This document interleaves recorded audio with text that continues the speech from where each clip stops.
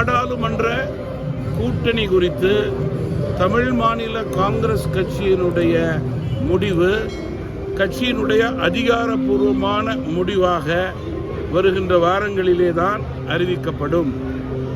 இடையிலே வருகின்ற செய்திகள் எல்லாம் ஏசியமான செய்திகள் என்று நான் குறிப்பிட விரும்புகிறேன். குறிப்பாக சில தொலைக்காட்சியிலே வரும் செய்திகள் முற்றிலும் தவறானவை, ஏசியமானவை. கட்சியினுடைய அதிகாரப்பூர்வமான அறிவிப்பே கூட்டணியிலே இறுதி அறிவிப்பு என்று நான் குறிப்பிட விரும்புகிறேன். மோடி அரசு 400 சீட்டு குறையாம நாங்க ஜெயிப்போம் சொல்லிட்டு அதாவது உத்தரவாதமாகவே சொல்றாங்க. அது எப்படி முடியும் இவங்களால? பொதுவா நான் ஒரு கட்சியை சொல்ல மாட்டேன். இந்தியாவில் உள்ள எல்லா கட்சிக்கும் மக்கள் மீது நம்பிக்கை இருந்தால் நம்பிக்கையின் அடிப்படையிலே அவர்கள் செயல்படுவது நல்லது. நல்ல பணிகள் செய்திருந்தால் அந்த பணிகளின் அடிப்படையிலே நம்பிக்கையோடு பேசுவது நல்லது. இறுதியிலே வாக்காளர்கள் தான் எஜமானர்கள்.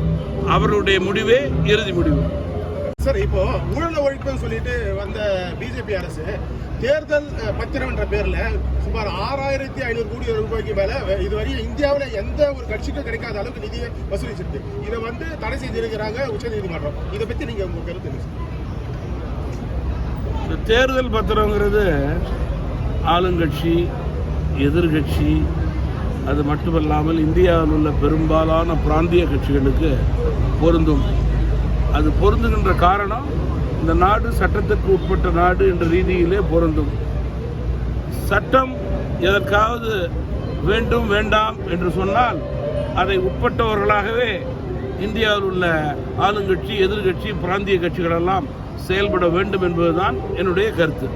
சார், இதை ஊழலுக்கு வேற ஒரு பேர் வச்சு அவங்க பண்றாங்க அப்படின்னு சொல்லிட்டு எதிர்கட்சிகள் குற்றம் சாட்டுறாங்க. அதை பற்றி ஆளுங்கட்சி, எதிர்கட்சி, பிராந்திய கட்சி எல்லா கட்சிகளும் இந்த நிலை இருக்கும்போது தவறு என்று கோர்ட் கூறி அதற்கு ஒரு மாற்று ஏற்பாடு கொடுத்தால் அதை அந்த கட்சிகள் செய்ய தயாராக இருக்கிறது. அதனால யாரும் இதை செய்யாமல் இல்லை.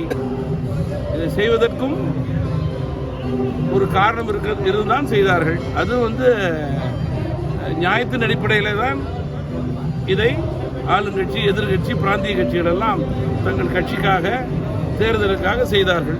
எப்பொழுது கோர்ட் வேண்டாம் என்று நினைக்கிறதோ அப்பொழுது கோர்ட்டுக்கு உட்பட்ட கட்சிகளாகவே எல்லோரும் செயல்பட வேண்டும். சட்டத்துக்கு உட்பட்ட கட்சிகளாகவே எல்லோரும் செயல்பட மாற்றுக்கிறது கிடையாது. இதில் எங்க ஒரு கட்சி ஊழல், ஒரு கட்சி ஊழல் இல்லைன்னு சொல்ல முடியும்? பாஜக இருக்கு, காங்கிரஸ் இருக்கு, திமுக இருக்கு, பிஜு ஜனதா தள் இருக்கு, ஒய்எஸ்ஆர் இருக்கு. இல்லாத கட்சிகளே கிடையாது இந்தியாவில். அப்ப எல்லா கட்சியும் தவறாக சொல்ல முடியுமான்னு இல்லையா? அதனால கோர்ட் ஒரு உத்தரவு போட்டுச்சுன்னா அந்த உத்தரவை கேட்காத கட்சிகள் தவறான கட்சின்னு சொல்லலாம். இந்த நாடு சட்டத்துக்கு உட்பட்ட நாடு. அதற்கு பெரிய கட்சிகள், சிறிய கட்சிகள், பதவி உள்ளவர்கள், பதவியில் இல்லாதவர்களை கணக்கெல்லாம் கிடையாது. சார், இப்போ காங்கிரஸ் சேர்ந்த முக்கிய பிரமுகர்கள் எல்லாரையுமே பிஜேபி மாறுறாங்க. ஸோ இது வேற ஒரு உள்நோக்கத்தில் நடக்கிற மாதிரி எதிர்கட்சிகள் குற்றம் சொல்றாங்க. இந்த ஜனநாயகத்தில் யார் எந்த கட்சியில் இருக்க வேண்டும், இருக்கக்கூடாதுங்கிறது அவருடைய தனிப்பட்ட விருப்பம். அதற்கு யாருக்கும் பாடம் சொல்லிக் கொடுக்க வேண்டிய அவசியம் இருக்காது என்பது என்னுடைய கருத்து.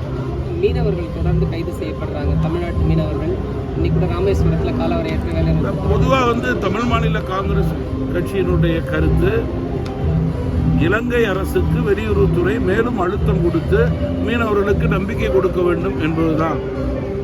அத்தகைய நிலை ஏற்பட்டு மீனவர்கள் அச்சமின்றி மீன் பிடிக்க செல்ல வேண்டும். ஏற்கனவே கைது செய்யப்பட்ட மீனவர்கள், பிடிபட்ட படகுகள் விடுவிக்கப்பட வேண்டும் என்பதுதான் எங்களுடைய கருத்து.